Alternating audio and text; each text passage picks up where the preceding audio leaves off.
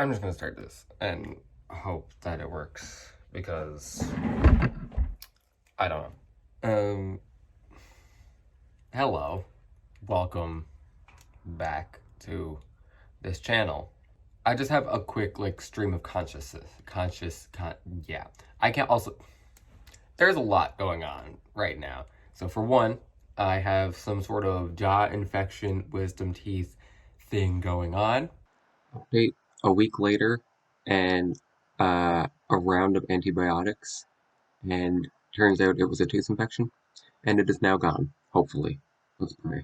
And I still can't fully speak properly or move my jaw correctly. So that's that. I might be going to the hospital later. We are going to just wait and see how it plays out.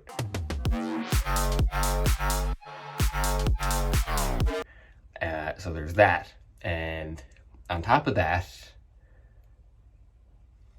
no, I think that's it. I think, yeah. Oh, wait, no, it's not. Today's Easter Sunday.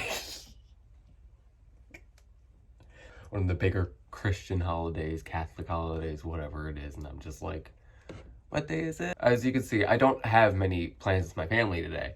Because if I did, I'd probably remember that it's a holiday.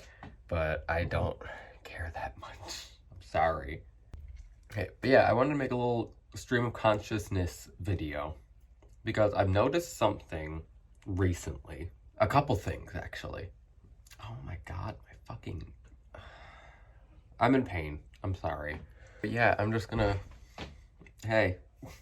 One thing I've noticed, on TikTok mainly, I have a friend who is trans who posted kind of like a thirst trap, looking very nice and sexy and all that. And they're getting a lot of comments, as you would be like, oh my god, you look so good. Yes, queen, go off. As she should, because she's a very pretty girl. And there were a couple comments that were like, oh my god, you're prettier than me. Oh my god, like I can't believe, like how is it even possible? And she's seen that and replied with a video. She was like, I get you're trying to compliment me, but I don't really understand comments like this. It makes no sense to me. Like, why would you comment that? And immediately people commented back to her like, what is your problem? You're trying to turn, like, they're just trying to compliment you and you're trying to turn it into something negative. I can kind of see that. I can kind of see people's initial reaction of like, you're turning it into something negative. They were just trying to be nice. But you also have to remember, this person is a trans person. And a cis woman looking at a trans woman and being like, oh my god, you're like prettier than me. You're like invalidating that person's experience as a woman. Them being a trans woman doesn't make them any less of a woman. But you looking at them and saying, oh my god, you're prettier than I am and I'm a real girl. That is so damaging, backhanded. It's rude. You're basically looking at someone and being like, you're not a real girl, but you look like a better girl than me. Tell me that's not the most backhanded, rude shit you've ever heard in your life, because to me, that's really fucking rude. And I'm a cis white male. It's not a hard concept to understand. It really isn't. You can compliment people without bringing up things that they may be insecure about. For example, you can bring up the fact that a girl is pretty without comparing her to you. I should be able to compliment someone based on complimentary things, not the fact that, oh my god, you look so good as a man, even though you weren't born as a man. If I say that to someone, I'm invalidating their experience as a man, whether they were born one or not. They still have an experience as a man. It makes no sense to me. I can't look at a trans man and look at them and say, how do you look more like a guy than I am? Because they take the male hormones. Like, they have dedicated a large portion of their life to doing that. It's not easy. It's not something that you can just go and do quick, like run to the doctor and grab some HRT. You have to go through so much shit that is honestly, in my opinion, unnecessary. There's so much shit that goes into surgery, hormone replacement therapy, and don't even get me started on if you are under the age of 18, because chances are you're not getting shit done for you. That being said, being a cis male, I don't have all the knowledge and I don't know everything. I do believe, in Newfoundland anyway, some surgeries and such are covered under MCP. I do believe, I think top surgery, but I was told that I think top surgery is covered under MCP in Newfoundland, which is really cool because if you know Newfoundland, we're not very progressive in that way. Another thing, the reason why this is kind of brought into my stream of consciousness, this whole thing, is because today, just then, a couple minutes ago, I was going through TikTok and I seen Brittany Broski had some issues with a TikTok made about her by Mr. Hamilton. I feel like a drama channel explaining this. Basically, Brittany Broski, I follow her spam account, and she duetted a video from this other creator named Mr. Hamilton, and he was done up in drag, gorgeous makeup. He looked amazing. And he was making a joke. I look like Brittany Broski. I did the classic, like, kombucha girl. I watched it and I seen it and I was like, okay, cool, like, whatever, funny. Me being a consumer of content for the most part, especially Brittany Broski's content, because I love her with my whole heart, I was like, okay, cool, funny, whatever. And she duetted it and had a reaction that was literally just like,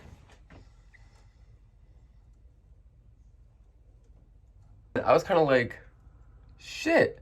She didn't like that. And then I started going through the comments because I was like, why didn't she like that? Like, I know that, like, the kombucha meme, whatever, like, it's kind of dead, it's past, it's gone. I didn't realize how deep it was, which is why I'm glad I went into a bit of a deep dive so I could understand how deep it was. Me being a male and also being of average or below average weight, it's not in my mind to automatically get things, which is a privilege. Once I read further, it was prevalent to me that Brittany doesn't enjoy that content because usually, basically, whenever she's tagged in videos like that, that's kind of like, oh my god, this is so you. Oh my god, this looks just like you. It's usually people that are definitions of her insecurity. She kind of explained in a TikTok after, like, I understand it's supposed to be a compliment, whatever, but basically the complimentary part goes away when she is a plus size woman and she has her fans tagging her in Amy Schumer's content and Rebel Wilson's content, being like, oh my god, this is so you. And like, okay, yeah, they're funny, they're comedians, whatever. But the main thing is, you're not looking at them and being like, oh, Amy Schumer, her comedy is just like Brittany Broski's. I can see the Rebel Wilson, maybe because the Australian, but Brittany does British, so like maybe even not. You're only correlating them together because they are all plus size blonde woman with bigger eyes. That's all you're doing. You are grouping them together because of their weight, mainly their weight. A lot of people don't realize this because it's internalized, which is why we have to have the conversation to bring it out. I didn't even realize this at first. Like I said, I could see, like, it's the kombucha meme, but I didn't see further into it. Once Brittany made video to explain it, which she didn't even have to do. We often forget as content creators, we don't owe anyone shit.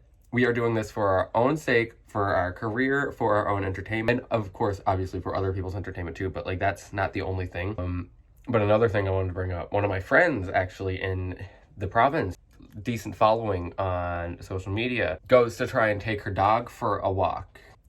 Isn't out 5 minutes without noticing there are people sat in their cars as she's walking by, taking pictures of her. Within another couple minutes, there's people driving down the street, rolling the window down, screaming obscenities at her. All because she has a following on social media. My jaw is starting to swell up a bit more again, so I'm sorry if my voice gets weird. And this isn't the first instance she's had of people being weird like this towards her. She's had times where she's just downtown at a club and people are screaming at her. She's had moments where she's just walking, minding her own business, and people will scream her name. It's crazy because I have me being someone who is kind of an aspiring content creator. It's cool for me finally becoming friends with other creators, especially in my city, which is really cool. I never thought that would happen. So I'm very happy about that. What I'm not happy about is the reality sinking in of being a content creator in Newfoundland. In general, it's kind of like a slippery slope, but in Newfoundland, it's so much more weird. We are such a close-knit province that it's almost like people feel entitled to know you, to be your friend. I've had people on my TikTok, and I don't even have like a huge following. I have 5,300 followers. To me, that's like, I'm both really grateful that I have that platform because it's the biggest platform I've ever had, and it is currently growing, and I'm very happy. But it's also weird because now I'm kind of getting used to what it's like to have one, and I never pictured having a platform in this province. Now that I do, is kind of prevalent that like, maybe I don't want one in this province. Maybe I should pick up and move to a bigger city that this isn't so taboo, because it seems like it's really taboo to be a content creator here. You can't go viral on TikTok without people hauling up in their big dick trucks and screaming that they hate you because you're not funny. I know I'm not funny. 5,000 people think I am, in a way, so I must be doing something right. And it's so weird. I've noticed, so my following has grown substantially over the last couple months. Thank God, and I'm really appreciative for it, and I will always be appreciative for it. But one thing I noticed, since I hit like 1,500, 2,000 followers, people find out where I live very fucking easily. To a point, I have to order security. I have to get cameras. Not even for the sake of like people are doing things that are sketchy. It's just the fact that like I'm just a 22-year-old living in the city. I'm in St. John's. I'm in Newfoundland. I'm just trying to chill and live my life and post funny videos on TikTok. That's all I'm trying to do. And I literally can't do that without people randomly commenting the street that I live on. It makes me feel extremely uneasy. At any given time, someone can just show up at my house and be like, hey, you're on TikTok. Just because they know where I live, and maybe they lived on the street before, maybe they have friends, whatever.